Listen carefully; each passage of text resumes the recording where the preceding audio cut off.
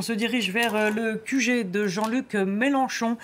Alors pour Jean-Luc Mélenchon, des estimations qui s'affinent au cours de la soirée, 22,2%. Florent, est-ce que c'est de nature à satisfaire en tout cas les insoumis ce soir, de se rapprocher du score de Marine Le Pen?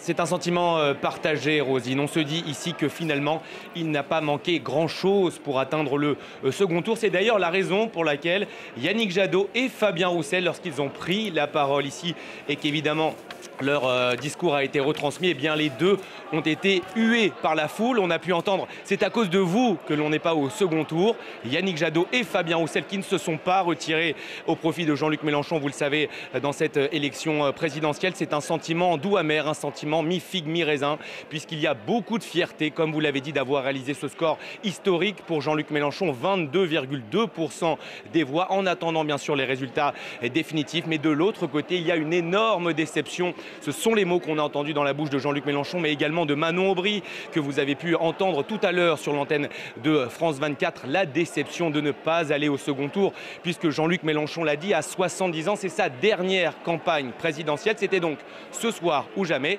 A priori, ce ne sera pour jamais. Donc, on va bien sûr attendre ces résultats définitifs. Mais de l'aveu de l'équipe de campagne du président, on est heureux de la campagne réalisée, de ces grands meetings à Paris, à Marseille, celui de Lille également avec ses hologrammes, toujours ces innovations de campagne qui font dire l'équipe de campagne de Jean-Luc Mélenchon que le candidat de la France Insoumise a réalisé la campagne qu'il voulait. Il manque pour l'instant 0,8% des voix pour accéder au second tour. Merci Florent Rodeau au Cirque d'Hiver.